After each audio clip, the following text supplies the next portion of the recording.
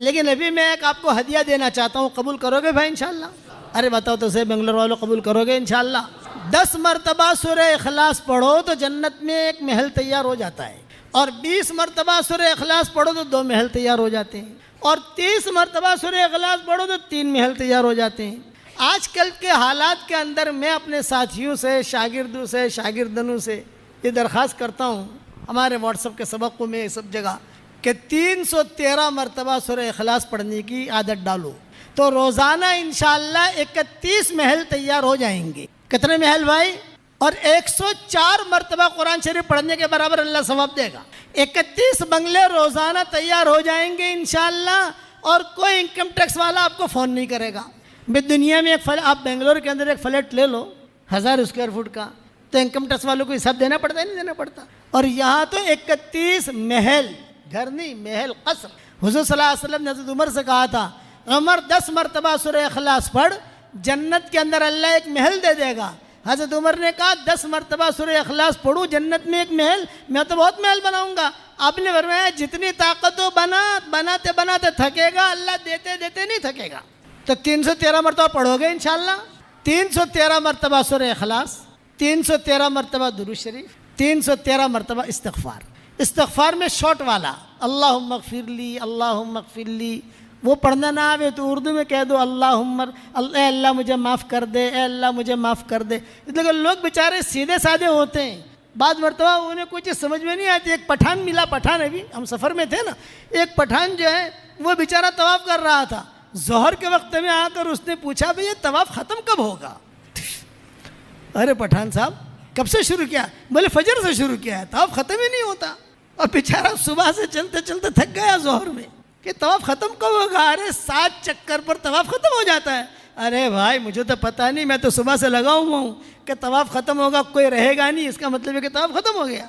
یہ تو جو ہے چل رہا ہوں تو لوگ آ رہے ہیں، چل رہا ہوں لوگ آ رہے ہیں، سیدھے سادھے آدمی ہوتے ہیں۔ مسجد قباء میں ہم گئے، ایک بڑھیا بیٹھی ہوئی کہتی تھی کہ اللہ پاک تیرے نبی کا عمرہ بہت آسان ہے، تیرا عمرہ بہت بھاری ہے، کہ تیرے عمرے میں بہت تھکتی ہوں، تیرے نبی کے عمرے میں نہیں تھکی۔ وہاں جا کر 2 رکعت نماز پڑھ لو، عمرے کا ثواب ملتا ہے نا، کہ تیرے نبی کا عمرہ بہت اچھا ہے، ایسا مکہ میں کر دے نا اللہ پاک، تیرا عمرہ بہت بھاری ہے۔ سیدھے سادھے لوگ بیچارے، تو ایسے لوگ ہوتے ہیں جنہیں عربی پڑھنا بھی نہیں آتا تھا۔ میں ان سے کہتا ہوں اتنا کہہ دو، اے اللہ مجھے معاف کر دے، اے اللہ مجھے معاف کر دے، اے اللہ مجھے معاف کر دے، مجھے معاف کر دے، 313 مرتبہ کرو گے انشاءاللہ؟ آپ اس کی اتنی عادت ڈال دو تو اس کے بعد جو دعا مانگو گے اللہ آپ کی دعا قبول کرے گا۔ اچھا صبح شام کی جو تسبیح ہے نا، اس میں بھی درود شریف ہے، اس میں بھی استغفار ہے، جو اس میں آپ کور کر سکتے ہو، یعنی صبح شام 100 مرتبہ پڑھتے ہو تو 100 مرتبہ ہو گیا، اب 213 مرتبہ اور پڑھنا ہے، اور کچھ نہیں۔ 313 مرتبہ سورہ اخلاص، 313 مرتبہ درود شریف، 313 مرتبہ استغفار، اتنی کی پابندی کرو، انشاءاللہ ثم انشاءاللہ آپ کہو گے کہ مولوی صاحب نے کتنی بڑی چیز دے دی۔ میرے والد صاحب رحمۃ اللہ علیہ مجھے کہتے تھے کہ بیٹا یونس، یہ یونس کو تھوڑا کھینچتے تھے، بیٹا یونس رات کو جب نیند نہ آوے نا تو 5-6 بنگلے بنا دینے کی جنت میں، تو بنگلے بن جائیں گے، نیند بھی آ جائے گی، سمجھ گئے آپ؟ اور کہتے ہیں بیٹا دنیا میں آپ حضرات سے کہتا ہوں بنگلور میں پراپرٹیاں بہت بنائی، اللہ آپ کی پراپرٹیوں میں بہت برکت دے، ہماری دعا ہے، اب جنت میں یہ پراپرٹی بناؤ۔ اور ابا ایک بات اور بھی کہتے تھے، جو اللہ جنت میں بنگلہ دینے پر تیار ہے وہ بنگلور میں بھی دے دے گا، بمبئی میں بھی دے دے گا، جب وہاں دینے پر قادر ہے تو دنیا میں نہیں دے سکتا، کچھ بنگلے اللہ یہاں بھی اتار دے گا۔ کون کون پڑھے گا انشاءاللہ بھائی؟ واہ واہ واہ واہ۔ اور ایک ہدیہ اور مختصر سا، آج کل لوگ بہت پریشان ہیں، جس کو دیکھو کاروبار نہیں ہے، قرضہ ہو گیا، جنات پریشان کر رہے، نظر لگ گئی، حسد ہے، اور قرضہ چڑھ گیا، قرضہ دیتا نہیں ہے، یہ ہے نا بھئی ہم تو جگ پیر ہے نا، جگ پیر، اس لیے ہم کو جو لوگ پوچھتے ہیں تو میں اس کا آسان علاج بتاتا ہوں آپ کو۔ آپ کے جیسے مسجد ہے، اس کے 4 کونے ہیں، دیکھو ایک کونا یہ ہے، ایک کونا یہ ہے، ایک کونا یہ، ایک کونا یہ، ویسے ہر آدمی کے گھر کے 4 کونے ہوتے ہیں، کمرے کے، کوئی بھی کمرہ ہو۔ آپ کے محل ہے، آپ کے پاس کئی کمرے ہیں، ایک کمرہ خالی پکڑ لو آپ، ہر کونے میں روزانہ آیت الکرسی پڑھا کرو اور دم کر دو، بس۔ آپ کے 5 بیڈ روم ہیں تو 5 بیڈ روم میں پڑھنا ضروری نہیں ہے، 5 بیڈ روم میں 3 ہال ہے، سب جگہ پڑھنا ضروری نہیں ہے، آپ ایک بیڈ روم کو پڑھ لو ایک بیڈ روم میں، دوسرے دن دوسرے بیڈ روم پکڑ لو، تیسرے دن تیسرا پکڑ لو، اور اگر سب کو نہیں کرنا ہے ایک ہی میں پڑھتے رہنا ہے تو ایک ہی میں پڑھو۔ 4 کونوں میں 4 مرتبہ آیت الکرسی پڑھو تو اس سے 2 فائدے ہوں گے، یہ جتنی پریشانیاں ہیں وہ پریشانیاں بھی دور ہو جائے گی انشاءاللہ، اور اللہ مال بھی بہت دے گا۔ یہ حضرت عبد الرحمن ابن عوف کا معمول تھا، روزانہ پڑھتے تھے۔ عبد الرحمن ابن عوف کہتے تھے کہ دیکھو یہ میرا معمول ہے، میں کرتا ہوں، اللہ نے مجھے 4 بیویاں دی، اتنا مال دیا، جب ان کا انتقال ہوا تو اتنا سونا نکلا ان کے گھر میں سے، جب اس کو کاٹنے لگے تو جو کدالی ہوئی تھی کدالی بھی ٹوٹ گئی، اتنا سونا تھا، اور صحت مند تھے عبد الرحمن ابن عوف، صحت مند۔ حضور صلی اللہ علیہ وسلم نے انہیں صادق الایمان کہا تھا۔ جب حضور کا انتقال کا وقت قریب آیا تو مائیں بیٹھی تھی آپ کے انتقال سے پہلے، تو ام سلمہ نے پوچھا حضرت آپ تو دنیا سے جا رہے ہو تو آپ کے بعد ہمارے گھر خرچے کا کیا ہوگا؟ یہ سوال کیا تھا ام سلمہ نے کہ آپ تو جا رہے ہو تو ہمارے گھر خرچہ کھانا پینا، تو حضور نے آنکھیں کھولی اور یہ فرمایا کہ ایک صادق الایمان آدمی آئے گا جو تمہارا پورا خرچہ اٹھائے گا، نام نہیں لیا تھا، اتنا جملہ کہا تھا کہ ایک صادق الایمان آئے گا وہ تمہارا خرچہ اٹھائے گا۔ مائیں کہتی تھی جب حضور نے کہہ دیا تو مطمئن ہو گئی، جب حضور کا انتقال ہو گیا تو انتظار کرتے تھے کون صادق الایمان آتا ہے، کون آتا ہے، یہی عبد الرحمن ابن عوف۔ اور انہوں نے جو ہے سارا کا سارا باغ جو تھا ماؤں کے لیے وقف عبد الرحمن ابن عوف نے، کچھ ساری آمدنی جو ہوتی تھی ماؤں کو بیچتے تھے، کچھ حالات آئے باغ بیچنا پڑا تو جب بہت رقم آئی تو رقم بھی ساری ماؤں کو دی۔ حضرت عائشہ کہتی تھی عبد الرحمن ابن عوف کا پوتا تھا، پوتا، وہ کھیلتا کھیلتا حضرت عائشہ کے کمرے میں چلا جاتا تھا تو حضرت عائشہ اسے اپنے سینے سے لگاتی تھی اور کہتی تھی بیٹا تیرے دادا کے لیے روزانہ میں دعا کرتی ہوں کہ اللہ اس کے دادا کو جنت کے سلسبیل چشمے سے پانی پلا، روزانہ دعا کرتی ہوں، تیرے دادا کے ہم پر بڑے احسانات ہیں۔ یہ عبد الرحمن ابن عوف کا معمول تھا، تو آپ کرو گے انشاءاللہ آیت الکرسی۔ اور تیسری بات، جو مجھے اپنی دعاؤں میں یاد رکھتا ہے میں اس کے لیے دعا کرتا ہوں، آپ میرے لیے دعا کرو گے تو میری دعا میں پارٹنر رہو گے انشاءاللہ، کرو گے انشاءاللہ۔ اور چوتھی بات، میرے سبق سنتے رہو، آپ مولانا یونس پالمپور انسٹاگرام پر چلے جاؤ تو روزانہ آپ کو نئی باتیں سننے ملیں گی، روزانہ۔ آج کل حضور صلی اللہ علیہ وسلم کی سیرت چلی ہے۔ میں آپ کو ایک وظیفہ دیتا ہوں، آپ کے جو پیسوں کی پوٹلی ہے نا، پوٹلی، ارے پوٹلی کہتے ہو نا، تمہارا کارڈ ہوتا ہے نا دجالی کارڈ، دجالی کارڈ سمجھ گیا، وہ MTNL کارڈ ہوتا ہے، وہ کچھ پیسے نکالتے ہیں اس کے اندر ڈال کر، کیا ATL، یہ سارے دجالی کارڈ ہیں، جس پر بھی میں یہ جو جملہ پڑھ رہا ہوں یہ پڑھ کر دم کر دو، تمہارے پیسوں پر دم کر دو، تمہارے لاکر پر دم کر دو، تمہارے مال پر دم کر دو، برکت ہی برکت انشاءاللہ، کبھی پیسہ تمہارا ختم نہیں ہوگا۔ بتا دوں وظیفہ؟ ارے بتاؤ تو صحیح، بتاؤ تو میری فیس ملے گی؟ ارے بھائی ڈاکٹر کے پاس جاؤ، ڈاکٹر کو فیس دیتے ہو نہیں دیتے، وکیل کو فیس، بیچارہ مولوی اتنا سیدھا سادہ کہ اس کے کوئی فیس نہیں۔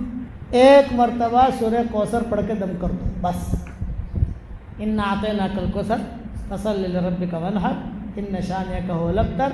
آپ کا خزانہ ہو یا آپ کا مال ہو، اس پہ ایک مرتبہ پڑھ کے دم کر دو، کوئی دیکھے گا بھی نہیں انشاءاللہ، اور اس پوٹلے میں سے مال کبھی بھی کم نہیں ہوگا۔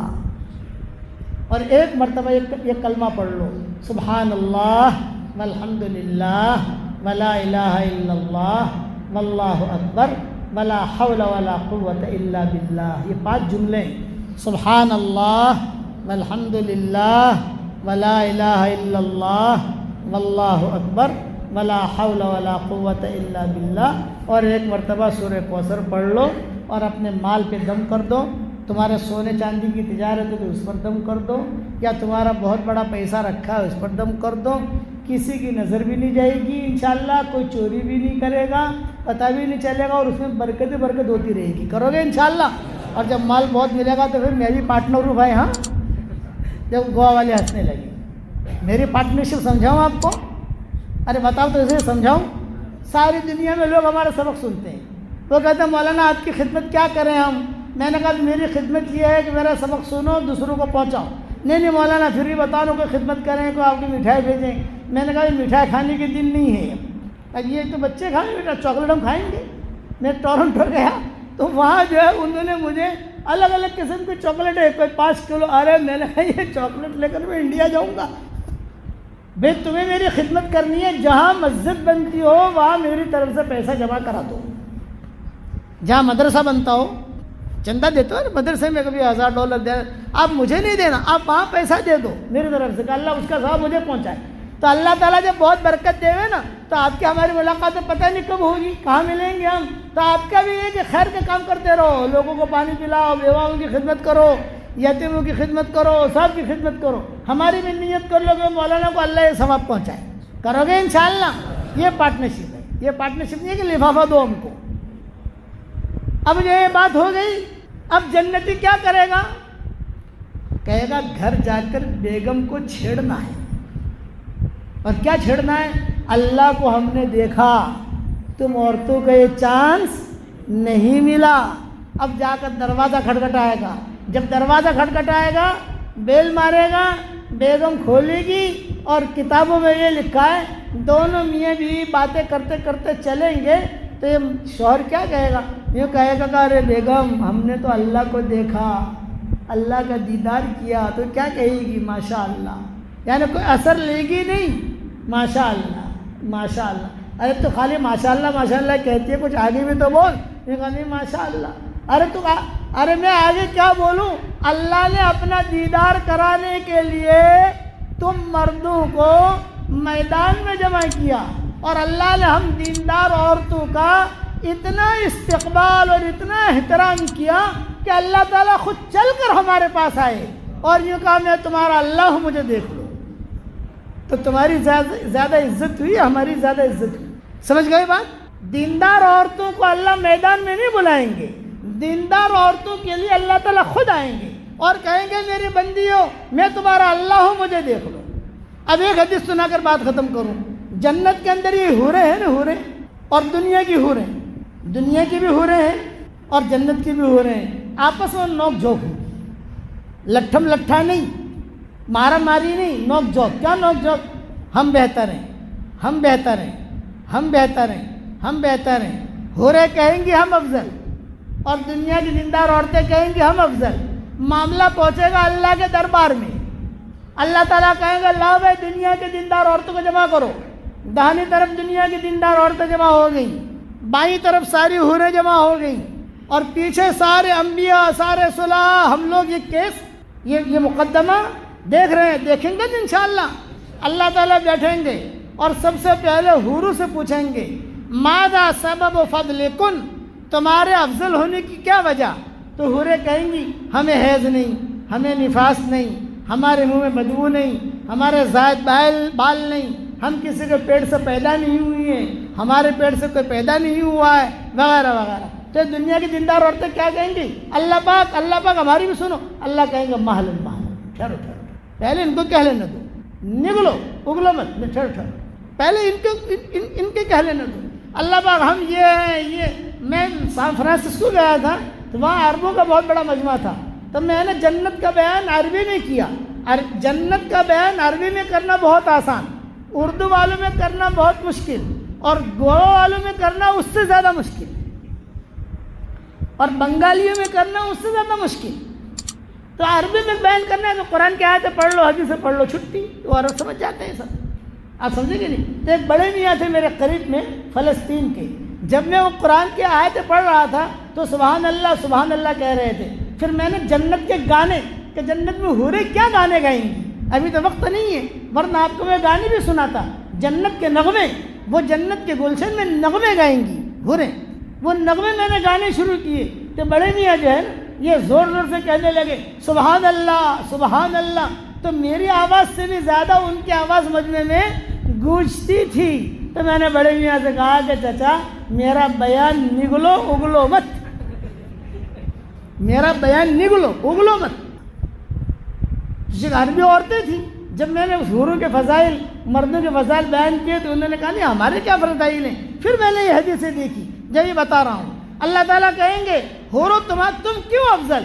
ہماری یہ خوبی، ہماری یہ خوبی، ہماری یہ خوبی، ہماری چھاتیاں عود سے بھری ہوئی ہیں، ہماری نافیں مشک سے بھری ہوئی ہے، ہمارے بدن میں عنبر ہے، گلاب ہے، ساری فضیلتیں ہو گئی۔ اللہ تعالیٰ کو کہیں گے حل بقی عندکن شیئا، کیا تمہارے پاس کوئی چیز باقی رہی؟ حوریں کہیں گی ہمارے پاس اب کوئی بھی چیز نہیں۔ اب اللہ تعالیٰ دیندار عورتوں سے پوچھیں گے ماذا سبب فضلکن، تمہارے افضل ہونے کی کیا وجہ؟ تو دیندار عورتیں کیا کہیں گی؟ اللہ پاک ہم نے نمازیں پڑھی ہیں، انہوں نے ایک سجدہ بھی نہیں کیا۔ اللہ پاک ہم نے روزے رکھے ہیں، یہ کیا جانے گرمی کا روزہ کیا ہوتا ہے۔ اللہ پاک ہم نے بچے جنے ہیں، اور بچے جننے کی کیا تکلیف ہوتی ہے ان حوروں کو کیا پتہ۔ اللہ پاک ہم نے شوہروں کے چوچلے اور نخرے برداشت کیے ہیں، ان حوروں کو کیا پتہ شوہروں کے کتنے چوچلے ہوتے ہیں، شوہروں کے کتنے نخرے ہوتے ہیں، ان حوروں کو کیا پتہ۔